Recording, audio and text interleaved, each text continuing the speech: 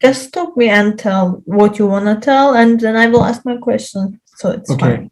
So we have to give credit to the founder of the main technical guy in the company that started the operation in LA. We acquired it from him because it fit with our vision.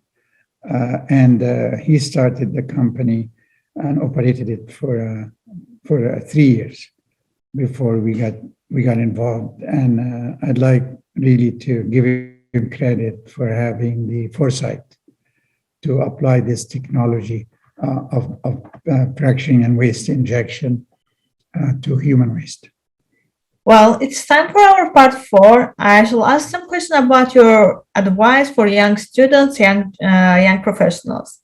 So my first question is, what do you think is the key to professional success? Seek knowledge, research, persevere into being curious, learn why, not just how things work, but why they work, why they fail, and devise ways to avoid failure and increase the chance of success. And that can only happen if you read, and learn. Thank you for your enlightening speech. Thank you. Thank you. It was impressive. My second question is, sorry. I mean, is this enough, or you want me to expand a little bit more? Sure. If you would like, yeah. If you don't want, I would move to my second question. Okay. And the other thing, that don't be afraid to discuss your ideas, even if you think they are strange or off the mark or outside the box. As a matter of fact, every organization need a maverick, need a guy that challenges the status quo. So don't just settle for doing things like we used to. If we have done that and stayed to this, we would never have had horizontal drilling. We never had application of enhanced oil recovery and et cetera. The curiosity and the hunger for knowledge should be your first passion in your career. That's how you succeed. Thank you very much. My second question is, what are the most important attributes of successful leaders today? For success, what? Leaders. The Chinese taught me something that was kind of curious. They say one of the men that I interacted with when I was young, that was a long time ago, and he said, leaders think that they should lead the way by being in front. I have a different view. That's what he told me. He said, if you are always in front, you can actually wander too far away that nobody will follow you. But once in a while, you have to go behind and make sure you guide those that are following you to stay on the right track. So leaders should not always be up front and move forward without paying attention to who's following and how far the followers are. Do indeed check once in a while, look back and see where they are. Are they following you on the right path?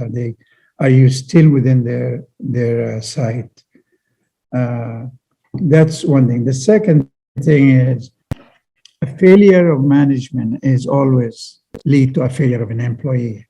Every employee, as I read in a very insightful book called In Search of Excellence, a long time ago, it has a sentence that I can never forget. He said, everybody wants to be a distinguished member of a very successful team.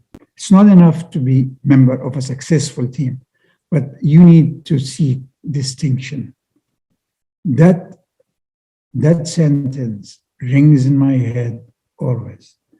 One, it emphasizes the fact that working within a team will lead to success more often than not.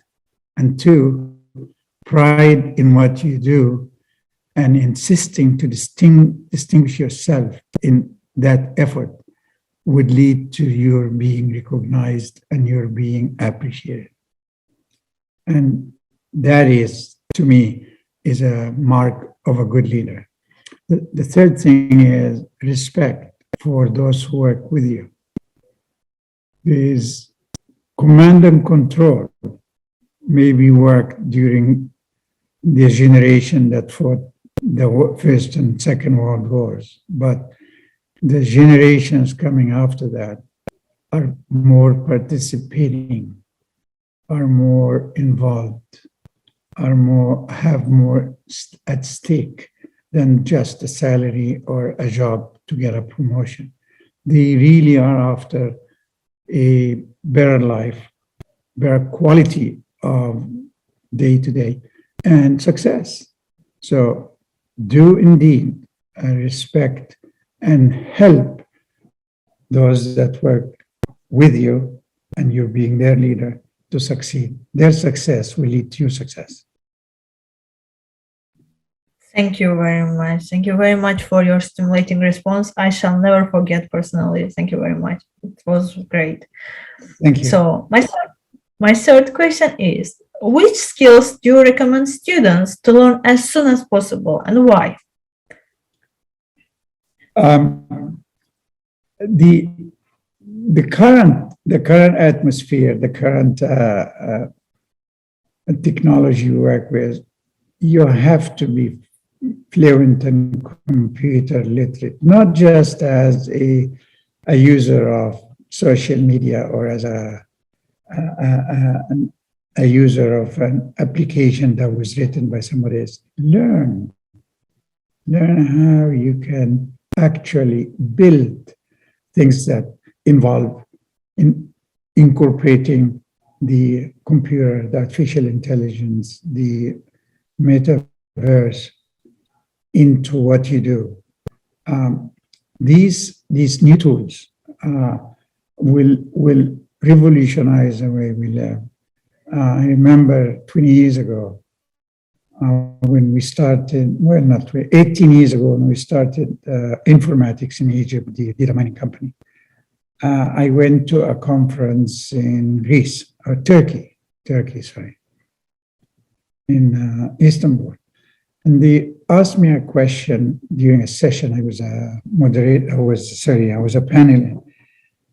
They said, if you would do something, what would you work on right now? I said, there are so many places in the world I'd like to go visit.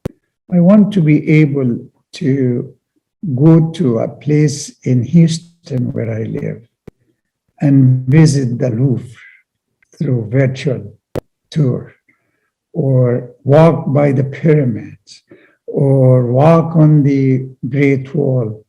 I like to have virtual tourism. That was in 2006. And it's taken the world about 15 years to start earnestly working on this thing, the metaverse. We could enrich our life and improve day to day for people if we are quick at learning how to bend these new tools to the human use. Medical operations, surgery now can be done remotely by robots, and the doctor operating could be in a completely different country. I think we have to stretch our imagination as students, not just how to use what's available, but how to challenge the current technology, and especially how to adapt this new wave of technology coming in on the virtual and AI fields.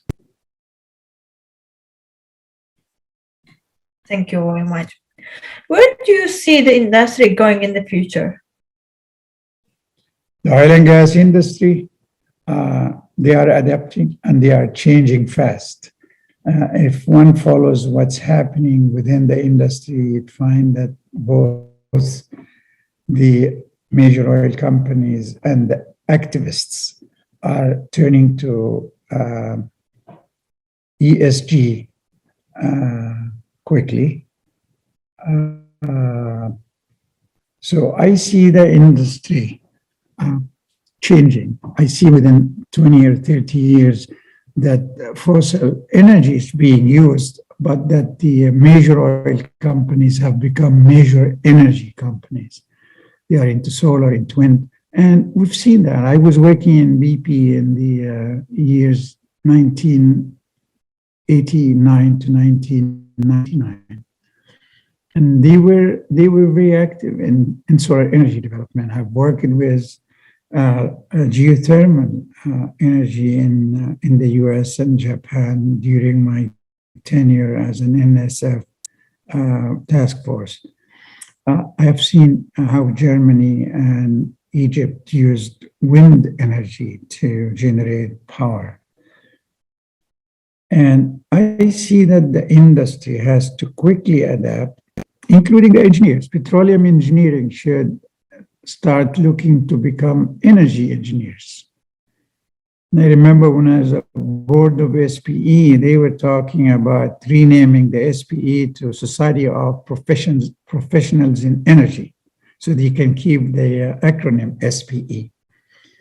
And I hear now that SPE and the geology societies are looking at merger and so on, because underground space is not going to go away.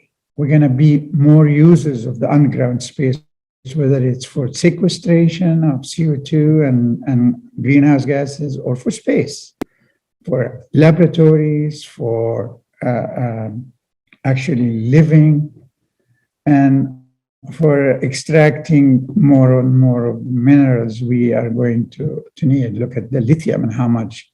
Look at the shortage we have in the silicon products. So I see the underground space continuing to be utilized, and I see that the petroleum engineering will become energy engineering. It's inevitable. So I see the industry welcoming this attitude and this transition.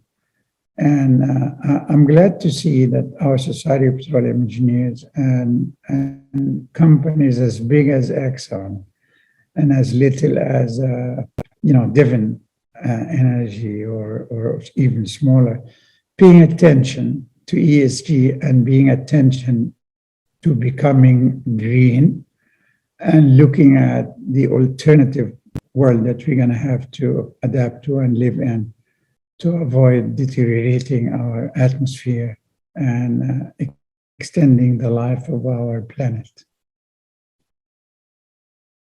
Thank you very much. My last question is, do you have any quick tips for re-energizing an overworked team? Oil? Overall? Do you have any quick tips for re-energizing an overworked team? Overworked team. Yes. Exactly. One of the things I learned when I was young and working for a small consulting company in Salt Lake City, Utah, is that we as humans can have two things contributing to the work team: our time and our knowledge. I'm assuming that we have the energy to utilize both. Time, we cannot do much about. I mean, we have 24 hours a day, and we work 8 hours, 24 hours of life a day, we work 8 of them. So maybe work a little bit longer if you have to solve the problem in time. But more importantly, work smarter, not longer and harder. Work smarter means acquire more knowledge, acquire more experience, increase your competency, whether it's core or peripheral competency.